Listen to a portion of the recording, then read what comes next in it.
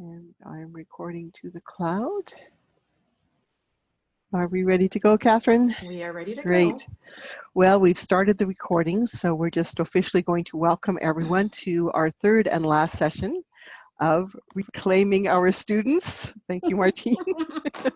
The reason we're laughing is because last week I mixed up the title of the book. So chapter 14, The Child Who Acts Aggressively, and Martine is going to be the person who will be leading us through that material. Just to let you know, please feel free to write any questions or comments that you have into the chat, or if you find the Q&A, you can put it, but we prefer in the chat, and Catherine and I will be monitoring it. But we will give Martine a good 40 minutes to just go through the material, and she'll be elaborating on what Demers Stryjak and Hannah Beach have put into their book, and just elaborating on it, and maybe bringing forth some points that that have made sense to us, because Martine, Catherine, and I have been working a lot with this material over the years in a number of different ways. And then, of course, Martine will share her expertise and experience with how this material can be applied in the school setting and in the classroom setting. So, Martine, without further ado, we'll get the screen share going. Let me switch it over. Okay. Here we go. Are we good? Can you guys see the screen well? Yep. Okay, just want to make sure. Okay, here we go. So we're on to chapter 14 with Reclaiming Our Students. And what we really want to be looking at is, let me just, was getting a glitch here. Let me get to the arrows. Okay, so we are really looking at reframing aggression as an emotional problem, because it's really the piece that we want to see is, where is it coming from? How can we work with it? And we'll look at the pathways that it's going to take. So frustration is something really, is the equation to frustration is something not working how we intended or expected it to. It doesn't mean that everything will work out, but it's something that is a shift in what is happening for us, that it's not working our way. And this is for all of us. And I think one of the pieces that we want to also make the link here is that all of the material that we're looking at today equally applies to us as adults as it does with kids. And we'll look at that. And I think the more that we can see it and feel it and understand it in ourselves is really how it can help us make sense of it with our kids, because that's really a piece that we want to be able to understand, make sense of it, and to be able to support kids and help them grow with this. It's not something that we're going to outgrow. It's something that we're going to really work with. So when we see aggression, it really tells us that child is frustrated. And that can be, it's on a continuum. It can be from something very mild where it's just an irritation and it doesn't really change how the course of things unfold. Or it can be very intense where it's even to the point where we don't feel that we can even control our body. Now that's a very opposite ends of the continuum, but it can span all of that. The buildup of frustration will be shown in different ways. And I've taken the images from Hannah and Tamara's book to really, that we really come back to that, because the piece is very much the how we feel it and that it's coming out of us. This energy needs to go somewhere. Emotions happen to us. We are subjected to them, and the energy needs to go somewhere. So the more we have inside of us is some of the intensity of how it will come out. Do we have that space around us that we're able to express and to be able to put it out in ways that are okay, or that are not going to lead to repercussion? We're going to look at that, because that's really the piece. We are all faced with frustration. We all have emotional buildup at different times, different amounts, different intensity. But the reality is this is all around us. And we see this in kids, and some of them are more charged up than others. And how can we help them through it? So some of the forms and shapes of it, of frustration, will look like self-attack. That can be physical, it can be verbal. We're going to look at things like blaming, putting on to other reactions that are over the top. It could also go to very quiet, where it's silent treatment. It can be for a few minutes, but it could also be for a few hours. With younger kids, we'll often see the fits and tantrums. Things are intense and it all comes out of their body. The hitting and the fighting, the acting mean and rude. And some of these we'll see how there's a shift also in expression over age. We will see less of the fits and tantrums with teens, but we will see a fair amount of being mean or rude and being choppy with their tone. That's a piece that we'll see more of. So some of that also fluctuates over like the lifespan as to how we express and put that out. Put downs and shaming, yelling and screaming, biting and throwing. That's usually at a younger age level. Sarcasm and insults. Adults are quite good at this. So this is a piece where we've become more refined sometimes, but this is how still is a sign of frustration and frustration buildup that's coming through. So our source of frustration, if is the amount of frustration we have in us, is something that we need to tackle and manage daily. But the reality is I come with a picture of a water dam breaking from the example with Hannah and Tamara, that if there's too much pressure in the emotional system, it will and can very well lead to attacking energy. But it's not the only way through. There are other avenues that we're going to look at. The greatest source of frustration is when we're facing separation, where we are at a loss of attachments, loss of connection. And these are just some examples of where when we are when we are not belonging, we're feeling that gap, that attachment frustration is a huge piece. When we're feeling lonely, when we're feeling not recognized, not special to people, these are all sources of separation that are the underlying core emotion underneath will be frustration. In times of COVID, my goodness, there's been so much change. We have been riding waves of emotions and riding waves of frustration, but also a whole bunch of emotions. And we actually visited this slide with Catherine in the first of the 3 presentations, where it was, the range of emotions of what are we feeling, but one can brew and flow into the other. So our core 3 emotions, as we'll see, are alarm, frustration, excuse me. Sorry, I'm just going to switch.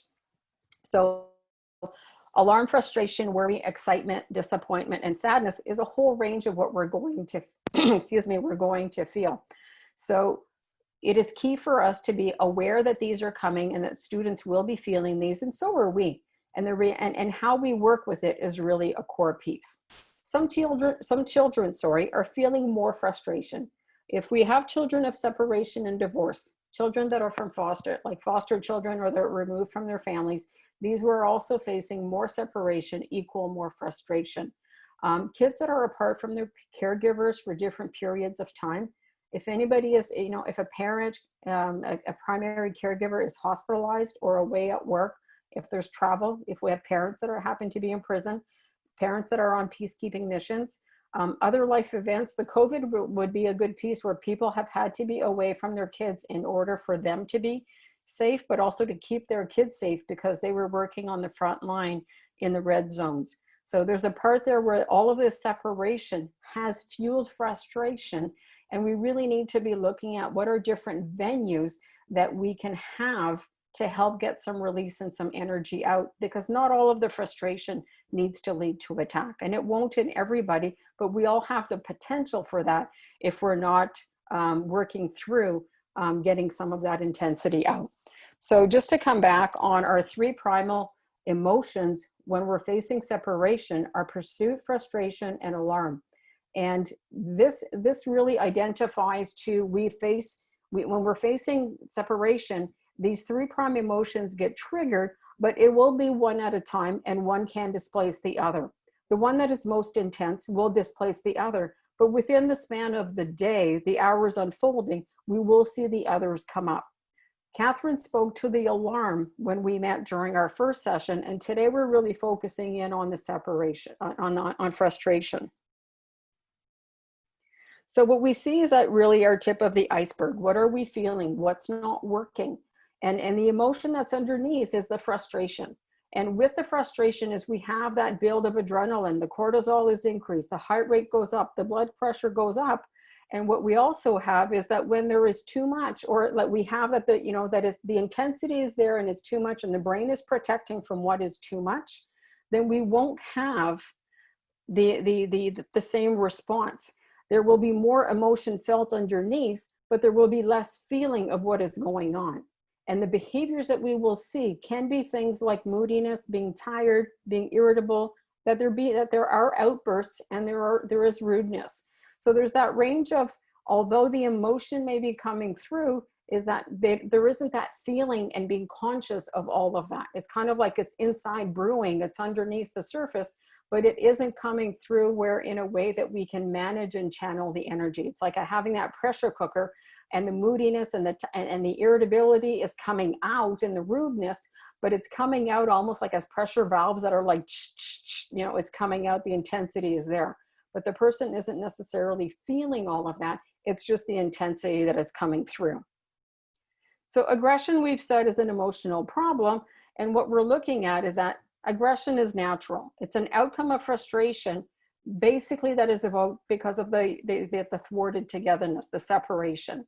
And what we're seeing is that this explains a higher incidence of aggression in populations facing more separation.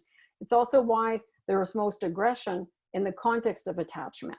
So the more that there is separation, the more that we're going to see aggression. When we look at children who are of separation and divorce, when these are events that are happening, we see a big rise in students and children that are living this, because this is the intensity of emotion that is coming through. They are facing too much separation. It's a lot of adaptation for them, and it will take time to work through some of that. When we see persistent aggression, the probable outcome is of a stuck stress response, where the emotion of frustration is high, but that the feelings that are necessary to resolve and to manage the frustration are missing, that they're not there yet. So the increasing of aggression in today's children would suggest that their attachment needs are more frustrated, but also that they are likely, there is less feeling for the pivotal emotions that they would need. So it's the combination of the two. Our primary challenge to read aggression correctly and to be able to come alongside the underlying frustration is really to see it as emotionally driven behavior. It's not intended, it's not intentional, they're not doing this on purpose. It's emotionally driven of that thrust of energy. We need to see it a bit like a high tide coming in. The waves of emotion is like a high tide coming in. It's an emotional reaction rather than a failure, a value failure, or a learning failure, or a sensitivity failure, or a socialization failure. This is not on purpose. It's not because they didn't know, and it's not because they didn't consider the impact it would have on other people. It's an emotional reaction. And it's rooted in natural frustration that happens to us, rather than caused by anger, which involves blame.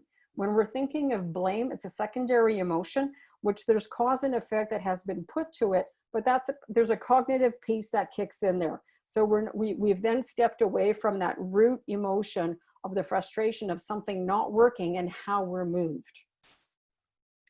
So if we come to the pathway, the traffic circle that Hannah and Tamara are speaking of, it's actually based from the traffic circle from Dr. Gordon Neufeld.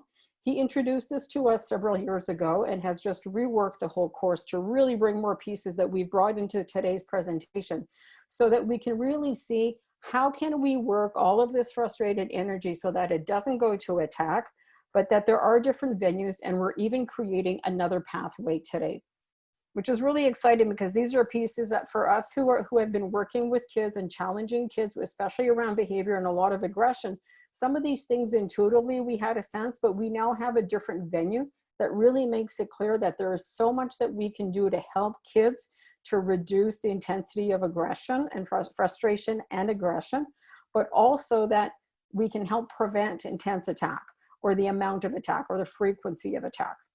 So the energy of frustration is like, our first impulse is, we want to make something work. We need to change it. We want to do something, make it, we want to fix it. We want to do something different. Kids want their own way. It's not going to work. And they're trying and they're trying. We're trying to change somebody's mind. Now, some of the frustrations that we're having now is we're not able to be face-to-face with big groups of kids or big groups of families, like family gatherings. We can't be doing big numbers. It's not there yet. And that's frustrating, because we're missing that. We're missing that contact. And that's some of the frustrations that a lot of people are living right now. When they, excuse me, when we can't change what is going on the outside, there should be a shift for us inside. If we try to affect change and it doesn't work, it's like that door closed. It's the futility of something not working. And it's like not happening, not going to happen. It's not an option. the energy keeps flowing. I forgot to mention that if we are able to affect change and the energy does go that way, then it reduces the level of frustration in our system. And then we continue on without a buildup of frustration or an increased level of frustration, because if we're able to affect change, we're pretty happy with that and we move along. So it doesn't mean that others might not come up, but that source of frustrated energy, if it flows, then it really doesn't become like a packed up, it isn't an additional frustration that just kind of builds up in our system. But however, if we're not able to affect change and change is not an option, that energy does continue to move. And the key thing with energy is we need to know, like the emotional energy, we need to really remember it's got to go somewhere. If not one place, it will go to another. Where we hope it would go is to adaptation. And that's when there's an internal shift in us, where we feel a sadness, where we feel the disappointment, something not working, like, oh my goodness, I wanted it this way. I wanted to be able to get that. It's not going to happen. Being able to feel that, like having that sensation in your body of it's not going to work and I can live and go beyond this. There may be some tears, there may be some external tears, but there may just be some sadness, internal tears and disappointment, and that's okay. The key is that there's a shift in us that makes it that there is no longer the torque, that desire, that intense energy where we would feel like there's a thrust in us to lash out. If the energy goes to adaptation, then again, it really does decrease and dissipate there. If we go through adaptation, then that current of energy has gone through and we're moving forward. However, sometimes emotions are too big and sometimes things are going too fast. And in that context, or for other reasons, you cannot feel the sadness, like it's not going to happen and things are blocked off.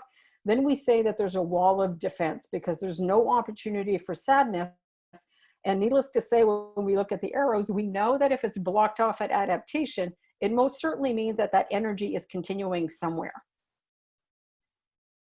And if the pressure is released through attack, which is our outlet on the right, chances are attack is heading to something that will lead to repercussions. It's frustration that's gone foul. It can be verbal, it can be physical, it can be onto self, it can be onto others. And the key piece there is that when it comes out there, most of the time there are repercussions. This is not the venue that we like, nor do we feel constructive, because even though the attack energy may go there, it doesn't mean that the whole source of frustration has been processed or worked through. Chances are there might be residual that will go around again. So what we're looking at is, for us, our role as adults, we need to really be adjusting our view on how we see the aggression, how we see emotion, because it is key on how we're going to shift our stance to support kids. So we need to be adjusting our view, acknowledging emotions happen to us opposed to being under our control. We need to understand that maturation is key to managing emotions. Most kids who have outbursts have not matured enough yet. And that tells us that we have an issue around maturation, and we need to be looking at what age are they, but where are they on their continuum of development? Are we up to par? Is it just that the system is young because they're preschoolers? Or is it that we have kids that are older but have not matured enough and that are actually more emotionally stuck? So we need to look at what age they're at and where they are in their development to really get a good pulse on that. We need to be adjusting your stance. We need to not be frustrating them more because of our alarm or our frustration with how they're handling things, or adding disapproval to it.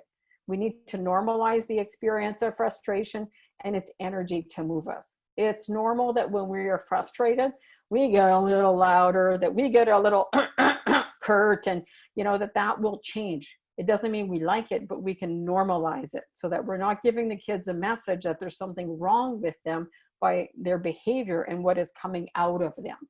And we need to make room for emotions to come up. It needs to go somewhere. So let's try to channel it. And we need to be looking at types of expression and release, even for the uncomfortable stuff. And this will be our biggest asset, but our best avenue of intervention. So our primary challenge to read aggression correctly and to come alongside is to see that an eruption of attack, when we see an eruption of attacking energy, it informs us that something is not working for them. We know that, but we also need to now see that they have not yet felt the futility that they have encountered. So what is it working? Is it sinking in them that it's not working? Because if they're just pushing on it and there's a lot of torque, the futility hasn't set in that it's not working, because the intensity that we see tells us that there is no adaptation yet. The attacking impulses were untempered, at least at the moment the eruption occurred. So it doesn't mean that they can't be more tempered after, but because of the intensity in that moment at that time, we know then that they were untempered. But for some kids, when emotions, depending again on where they are in their development, is that they may be tempered when emotions are smaller, but when there's a big and intense emotion, whoops, they lose their temperance. And by the way, adults can lose that too sometimes. When things are big and we're tired and really, really frustrated, that can happen to us also. A persistent aggression problem informs us that they are full of unresolved frustration. They have not yet adapted to their life circumstances. They lack the integrative functioning. And this is where I was saying, depending on where they are in their growth and their maturation, if they're over age 7 or 8, they are probably stuck in emotional immaturity. Now, this is something that can be helped, and we can help kids grow from this, but it does take some concerted intervention and work over time. It will not happen overnight. It will take months and years sometimes. But we can see growth when we set the conditions to really be supporting kids in this way. The other thing that it tells us is that they are likely facing more separation than they can bear. So we need to look at what can we do. So here we're back with our traffic circle. Number one are things to do, or tasks that can help us, is to reduce the amount of separation that is being faced. If there's less frustration going into the system, we're reducing the likelihood of some of that frustration heading to attack. It can go in different venues, but for the first step is if there's less going into their system, it will make it that there is some space, some room to be able to manage a little bit more. It doesn't mean they're not going to struggle, but the intensity, the amount will help them be able to manage a little bit better with the capacity that they have thus far. Number two is we need to offer safe outlets for attacking impulses. Some things they do when they're attacking are really unsafe. We can set up environments, have different materials available for kids that will help to make it less potentially harmful. And that's really the goal that we have. So our number three is we're offering constructive outlets for frustration. How can we help kids work through and manage some frustration? What are constructive options that we can have them try out, practice, that we can lead them to? We need to foster a healthy relationship with frustration. I get frustrated with so many things too. This sometimes is easier. Today, that's really hard. That's frustrating. Things don't always work out how I would like. And those are the kinds of things that we need to be able to foster a relationship with frustration. And the more that we model that, kids grow into that, and it starts to build a language of emotion, but of understanding and supporting them in their process.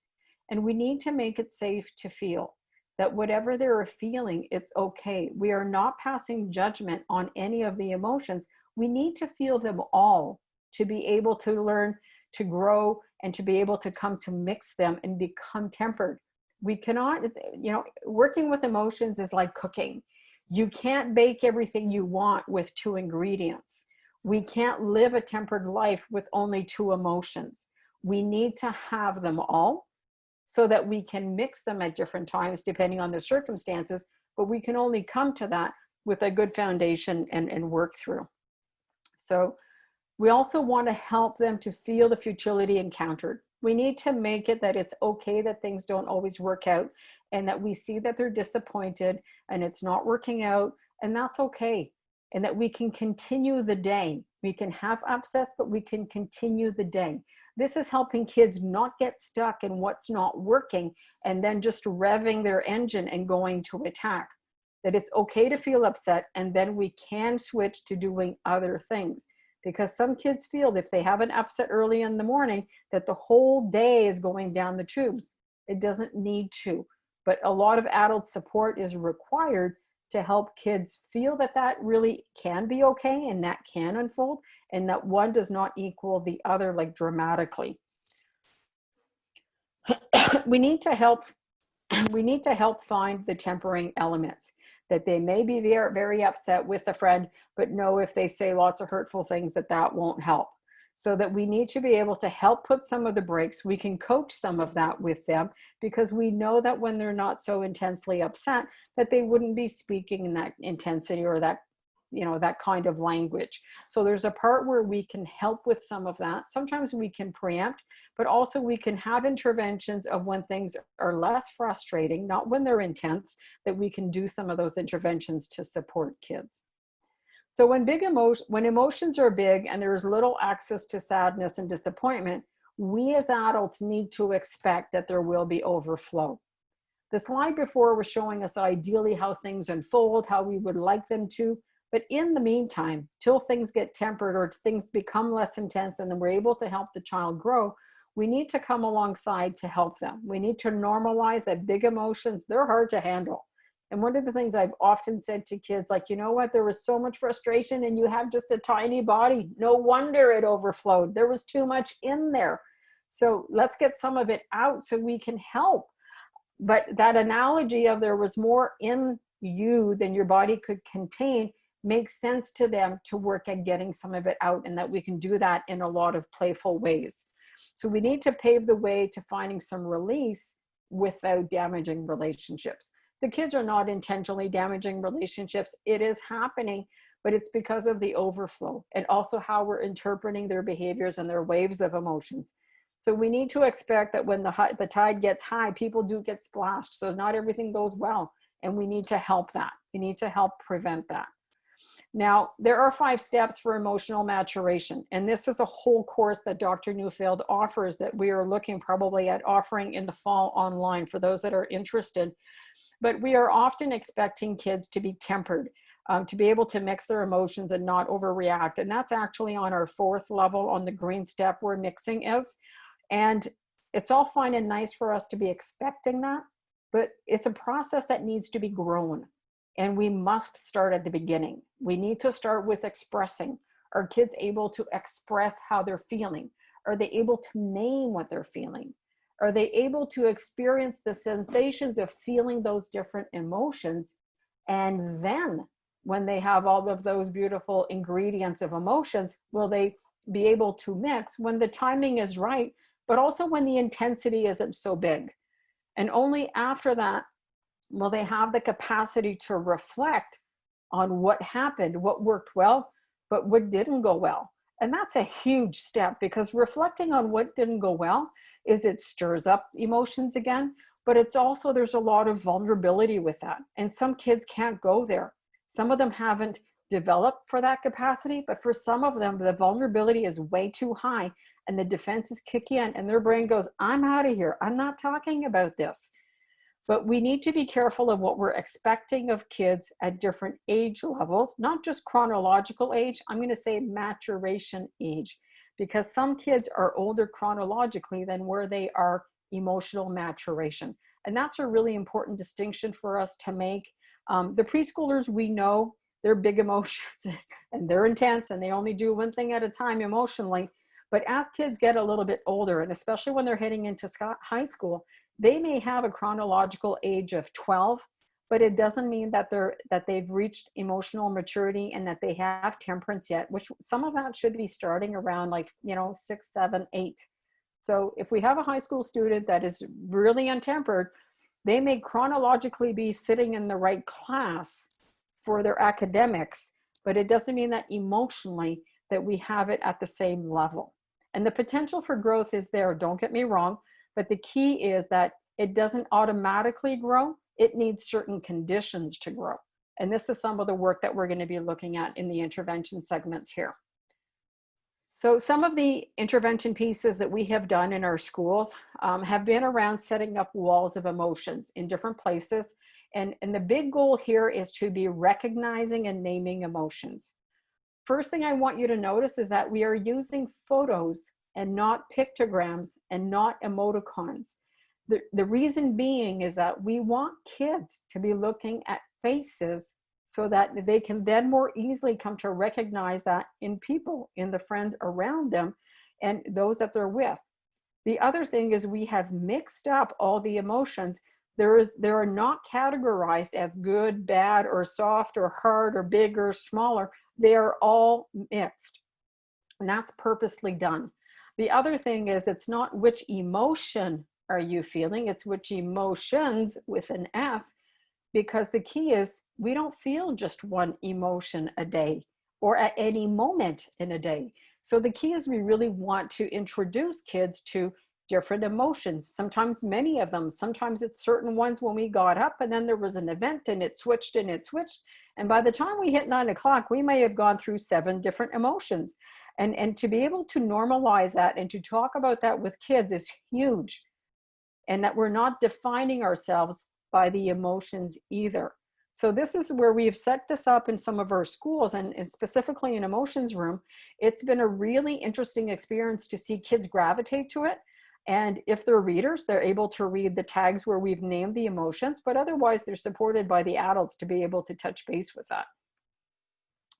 We use a lot of children's literature. Here are some titles that we would recommend. We also have a list of resources that we're going to be sending to you tomorrow of different documents, but a list with children's literature, so you will have them there, that are very good books to use at building a language of emotion with kids. And that we can really play with those, introduce those. So you've got references coming to you with that. So part of what we're really looking at here is we need to be finding release for the pent-up emotional energy. Like I mentioned before, it comes in at the top with frustration. It has got to go somewhere. So if we're going to say, where does it go? And it's not going through change and it's not going through adaptation, we want to prevent as much as possible it going to attack. Will we always be successful? No, not going to happen. But this is a venue in between adaptation and attack that if we are doing some things with groups, with kids individually, we can make a huge difference. The other thing is that some of the interventions that you're doing in school can also be talked about and suggested with parents. I have many parents on board with when they see this traffic circle and we map this out and they get it, they intuitively are finding different things or can plot out things that they do with their kids that helps them. And then the message is, please do more of that. Okay, the things that are working, we want to do more of. And depending on how charged up a kid is or where they're at in their development, is that they need more often. The same way that for us in this whole time of COVID, my goodness, how many times have we hit roadblocks where things aren't working, or you think you're heading in that direction and no more changes and more changes and more changes. All of that pent up energy needs to go somewhere. So what are we also doing for ourselves to be able to manage that and to get some of that out? Because the more that we can process, release, and get some out, it makes space so that we can manage more constructively, okay? So here are some examples. Having a room where we call it an emotions room. If your school has space where you can do this, where we can have a number of things for kids that have different types of energy to get it out. But it's a space where you can go, that you can get it out, and there is no repercussion. There's no consequences. Why? Nobody's getting hurt. We are able to express, but there are no repercussions. So some tips for bringing aggression into play, because we need to get that out. The play mode makes it that it is not real. So the aggression that comes out, it's not attack onto someone. It is not real. It is within a time frame. What we are doing is providing a venue for the energy to flow. So this is really our key. So in looking at this is that we are truly assuming responsibility for helping the child get the foul frustration out safely. And the key here is safely, because it's going to go out somewhere. If we don't help it, it's still going to go out. It just might not be in the shape and form that we would like to see it. First, we need to find the child's natural bent. Are they kickers? Are they throwers? Are they screamers? Do they like to rip and tear? What is their natural bent? Because ours might be one, but to another kid, it's a whole other thing. So what is their bent? Coming alongside when the child's frustration is mild, and we can suggest playful, nonviolent ways of relieving some of that frustration. If we come in to intervene when things are intense and strong, it's not going to work well. It's an issue of timing and how we come alongside. When it's intense, we work the environment to keep things safe or to make things safe and get people out of the way. But if it's mild and we're able to help affect change and some movement with a child, then this is really the best time and the best way that we're able to intervene. So we use times of strong connection to lead the child to ideas and good intentions about trying playful, nonviolent eruptions. So how can we lead them? We can model, we can share things, we can experience and try things out with them and request their feedback. Was that helpful for you? Did you like that? Did that help get some of that energy out? If they're screamers, playing screaming games outside is a great one. If they're throwers, well, we can do some throwing inside. What are the spaces that we have that we can do throwing? Emotions room can be one, but it could also be recess or lunchtime in the gym. Can we shoot some hoops? We could also be doing that outside when it's really nice. Can we have an area where we can be throwing balls or tennis balls against a wall that has no windows? So we can put parameters to it, but we can encourage that as a play activity. And most kids will come alongside quite well, because if we're looking at providing different options, is they want to move. They want to get this out. We need to find ways of relieving some of that together. And that's really, it's not that they do, but we do together. We need to model or script violent ways of safely and playfully venting foul frustration. We can have a lot of fun with this. This is part of the work that I actually really enjoy when I'm working with kids, because not only am I helping them, I'm helping myself. It's any release is good. So there's a part where the more that we also acknowledge, like, some of this is helpful to us, it's really a way that we can help bring the kids alongside with us, because we're sharing the experience together. Our caution here is don't attempt this when the attacking energy is high, because it will not work then, okay?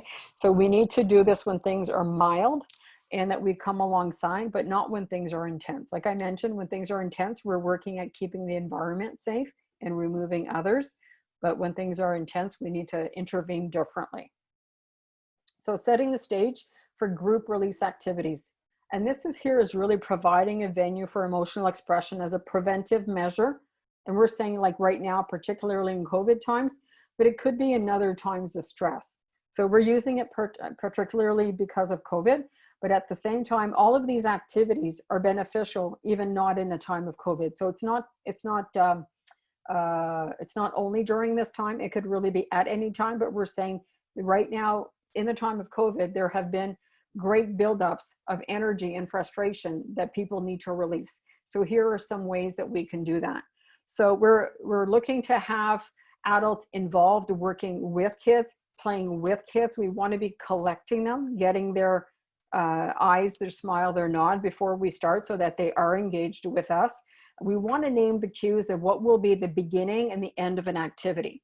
And this is where that we can be expressing a whole lot and doing different things, but within the context of plays, we have a beginning and an end, and that is a time that is contained.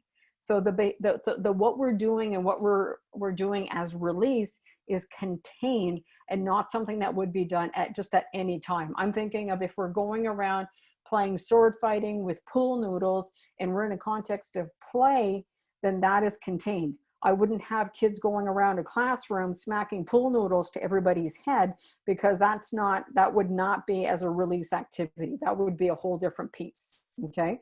So we're wanting to, yes, provide a venue of release so that we can help reduce the intensity in the system, so that when there are frustrations, they're able to manage better and hopefully manage better. But it doesn't mean it doesn't mean that it's a guaranteed piece, okay? It really depends on where the kids are at. And we want the adults to join in because it really builds a culture of enjoyment, and this encourages kids to come and follow and to follow your lead. So some of the examples, and some of these you'll see over the next few slides, are examples that I've taken either from an article by Hannah Beach, who's one of the co-authors of Reclaiming Our Students, or one of her articles, or from her Inside Out handbook, where she's suggesting activities. And some of these are for individuals and some of these are for groups. And also that they can be done over time, several times. It's not a one-shot deal, but it's really something that you can build a repertoire of activities that can be release activities. But we're not naming them to kids as, oh, we're going to do a release activity. No, no, no, no. That's our agenda. We know that, but we include these in the schedule so that we know that we are providing venues of release throughout the day. And that if we're reducing the tension in their system, that we know that we're optimizing their capacity to be the best they can. And they will fall short sometimes, but at the same time, is if we provide release regularly, we've reduced pressure in the system, and that's a huge advantage for kids. So drumming is one of the activities where you can be playing the conductor and pulling that together. And what I really enjoy is I already have a coffee can. This is a summer project for me. I'm turning this one into a drum. So I need to go buy my leatherette to do the top, but we can make them, create them, and hold on to them. And for me, in a time of COVID, is kids could be making their own instruments and keeping it in their area, because we know that's another piece, is we can't be sharing everything, but kids could be making, creating, and keeping them to have. And here we would be building basically a bank of tools for kids to have and use. Buckets can be used, and we can be making drumsticks, or we can be using dowels. Okay, so different activities here. Being the conductor is in the handbook, but is also in the release article, and that we are giving you that example. And here is one that can be done indoors in the classroom, can also be outdoors, outside. The squeeze away is in the Inside Out handbook. And here is, again, some creativity, some fun, getting it out, squeeze it out. Can be done to music. This can be done in the summer on paper, but it could also be done in the winter on snow. And this is something I've seen done, but it's just that pleasure of squeezing it out, and that kids can just have a good go at it. And the piece, if you're doing it on big banner paper like this, I would highly encourage you to hold on to these and use them as backdrops for bulletin boards. I mean, they will be colorful by the time the kids are finished with it. You'll have fun with those. The frustration monster is also within the handbook and the editorial by Hannah. And what I like here is we would want to give a big piece of paper, not an 8.5 by 11, but a big piece of paper. And it's not meant to be a nice and neat drawing. And often we're expecting kids to draw within the line, keep it nice, keep it tidy. But this is really take this space and really go at it to get all that frustration and intensity out. Okay, so just some quick examples. So playing in the discipline principle. Play should be the lightning rod and the thunderbolt, lightning rod for the thunderbolts of aggression.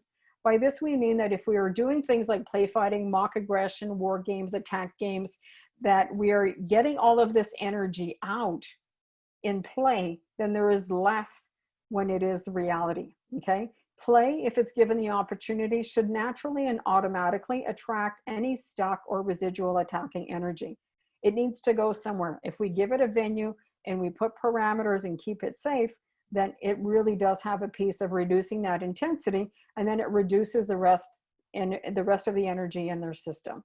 So if we're taking frustration into play, it will look like things like putting out impulses to make things, playing out the impulses to make things work. It'll be through things like constructing and crafts. We want to have building and creating areas, building Legos, having different kinds of blocks, anything that they can make. Making things perfect, having a puzzle area, puzzle trays, where it can be moved from a space to another is huge. Now, I know during the time of COVID, some of these things can be challenging. It is worth finding a way through because of the benefit that these activities can bring in the long term. Organizing and orchestrating, taking frustration into play. We want to play out the impulses to attack or destroy. We're looking at destroying and demolishing games, hitting and throwing, kicking and screaming, war games, attacking games, play fighting. It reduces the levels of frustration, decreases aggression and violence in real life. I'll give you an example here. When my youngest son would be very, very frustrated at school, and I'm thinking middle elementary, one of the things that we did is we would keep our boxes from recycling, and he would build towers in the garage, and he would go kicking and punching at it, but he would build it. Some of them were intricate, some of them were just really simple, but the simple art of the build up and the demolishing would get the frustration out. There was no consequence, nobody got hurt, and he felt the release, and he got the release that he could go back and handle other things after. But nobody was getting hurt. We gave it a place that was safe and it was okay. So there's a part where if we're just asking them to cut it out, to stop, to stop, to stop, the pressure builds inside. At some point, it will come out. So when we're able to provide different venues, and again, is what is the bent of the specific child, is that really is the angle we want to look at. When he had kicking and punching energy, that's what he would gravitate to. That wasn't what he always gravitated to. Sometimes it was a ride on his bike. He needed to get that out of his legs in that way. So there's a part where we really need to get a good pulse on who they are and what they like, because that really makes a difference. So providing context, I gave you the example of boxes in the garage, but in our schools, we may be able to set up areas like that. We may be able to do, I've had students where they were helping the janitor with recycling and how many boxes could be destroyed to be put in the recycling bin so that we could put more in there. We weren't saying it as a release. We were saying the janitor would like a helper. Could you be his helper and do this every 2 days? And this is a kid, one that I have specifically in mind was that he would do this 20 minutes before recess. Those days when he was out at recess after, the incidents of aggression were less or none, because he'd gotten it out. And there were days where he broke a sweat doing this. It was really quite intense. But he also felt proud and productive for helping the janitor. But we knew that that was a release activity for him. Because of things that he was living, there was too much frustration in his system. He couldn't contain it all.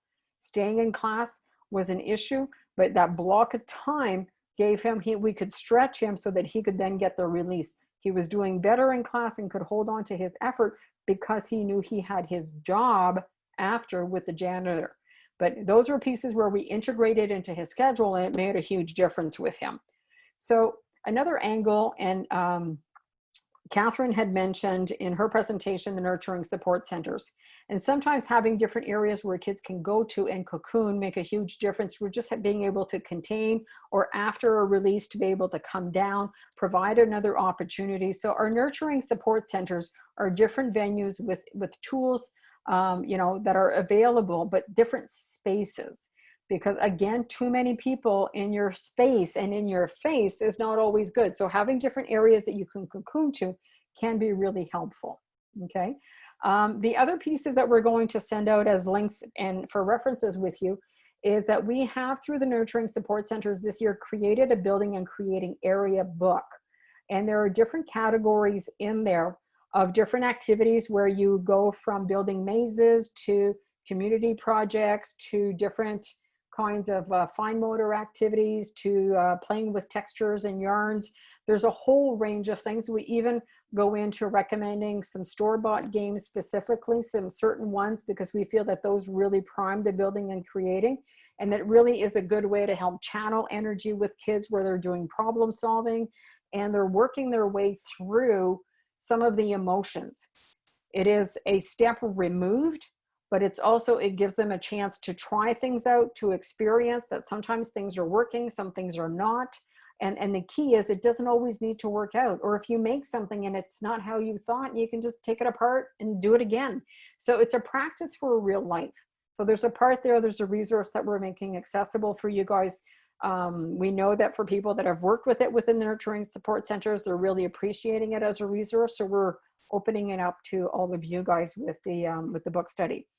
Another link, something that I found quite interesting, Tamara and Hannah did a YouTube presentation that is recorded. We'll send you the link, but you have it here for creating playgrounds for emotional expression. So they're looking at all venues, whether it is through writing, through drawing, through drama, through poetry, through physical activities, but expression in all kinds of venues. So that will be something else that could be a resource for you, that during your summer, when you get a chance to relax with a nice glass of iced tea or something like that, that you'll be able to enjoy. So different resources heading to you tomorrow. How are we on Wow. time? Because I couldn't, Yeah. I couldn't see, and I couldn't see the time.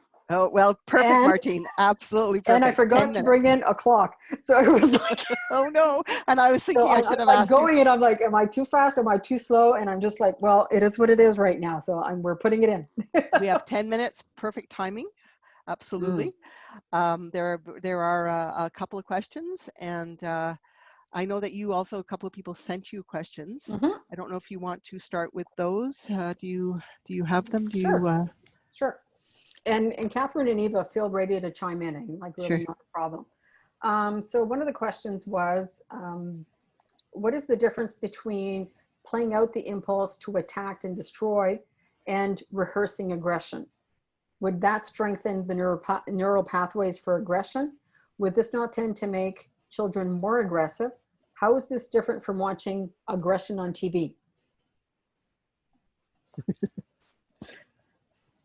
Did you want to go for that one, Eva? Yeah, sure.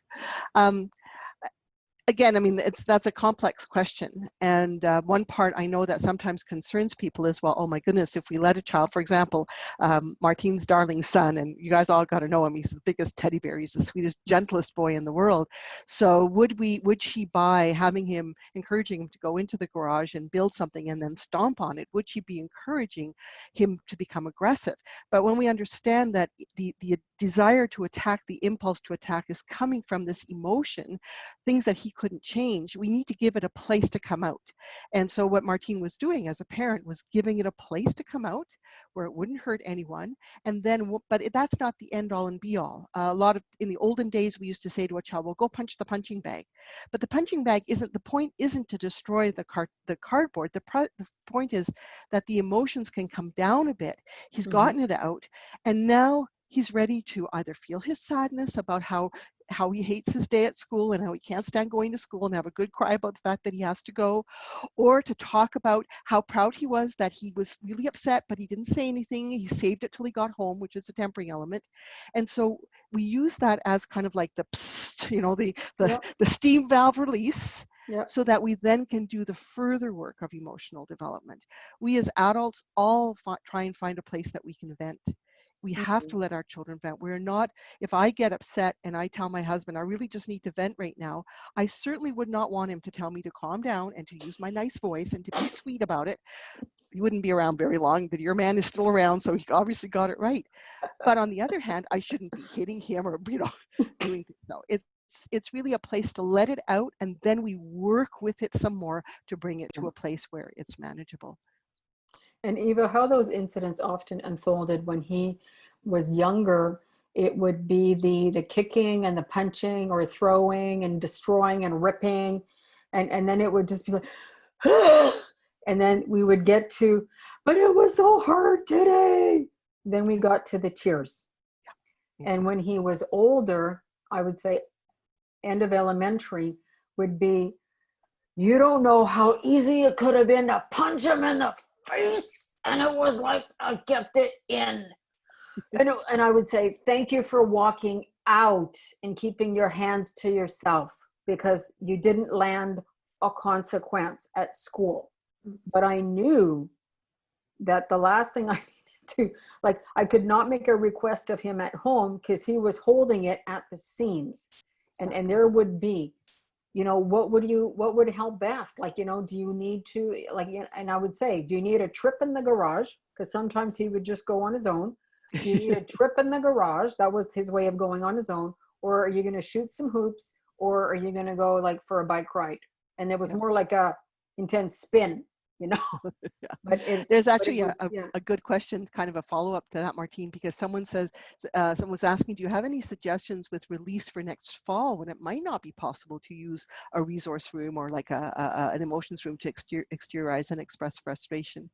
So what do you generally suggest to all those that are working with children in the fall? You know what? I would say put in as many movement breaks as you can. okay, within your schedule, within the classroom. And then I would say, can you extend and do things outside? You can do a lot with physical distancing outside, man. And you could set up, like the kids could set up challenges, do obstacle courses, and you just like, you time it, like they can't move to the next one till, like the first one can't start till the next one, and give it lots of space. But the kids will be creative in putting different things that are obstacles. And if you're fortunate to have a bit of a field or a space, I would do that. If Yeah. not, I would say, what are other ways that you can get some of it out, and have tools available for them, like Yeah. skipping ropes, pool noodles to do fencing games. And then you need to put really clear what are the parameters. But let kids move, like they're going to be in a bounded space. They have it, for those that have been back in school, they have been in a bounded space. And Yeah. we need to let them like spread that out. And, Yeah. and, you know, that would be my Yeah. biggest piece.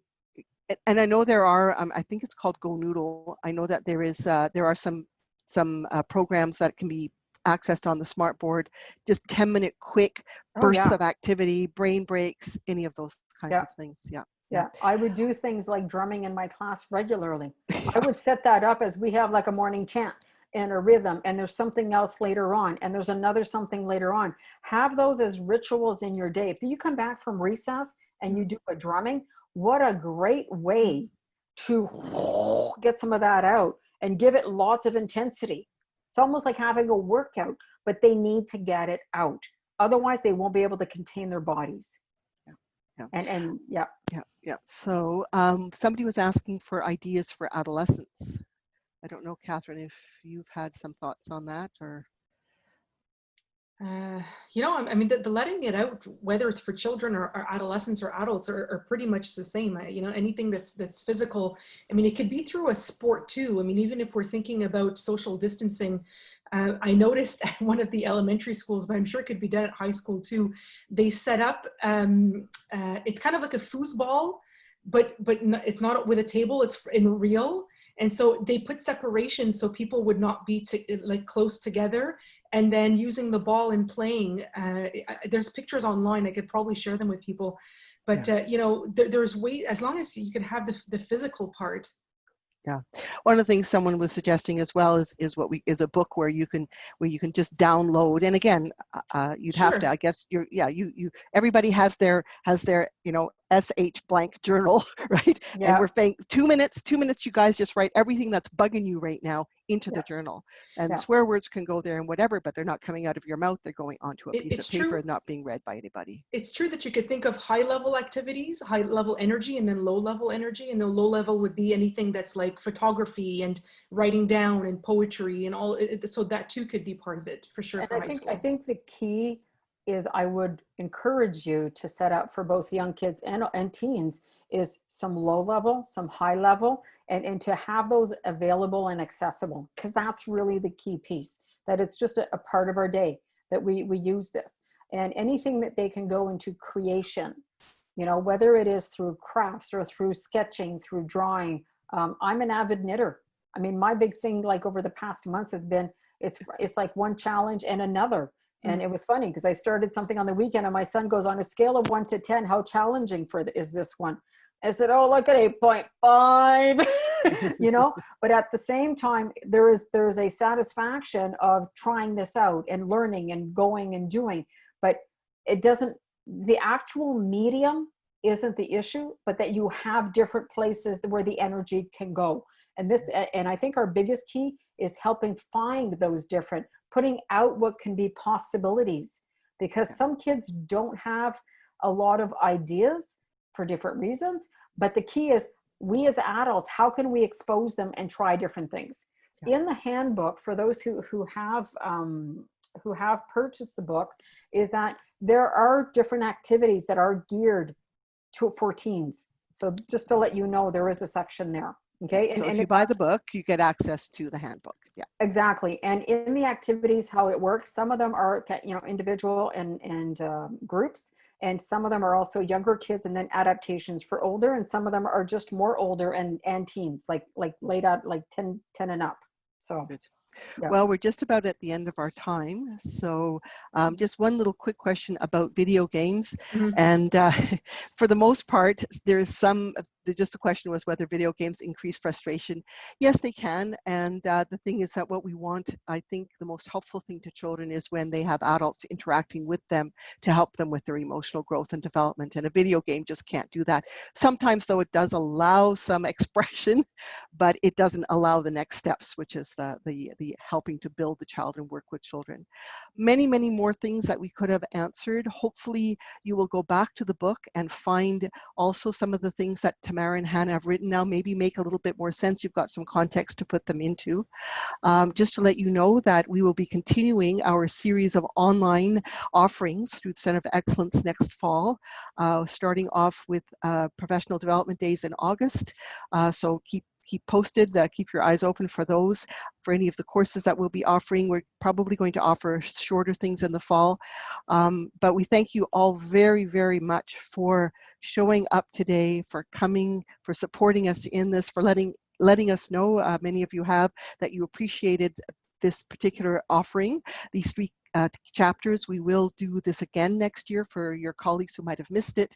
And also we'll probably be adding in some of the other chapters and doing the same kind of a thing. So don't want to take too much more time, but thank you, Martine and Catherine, for Thank you. Thank you so much. doing it together. It was just a delight, and we wish you all a wonderful, restful summer.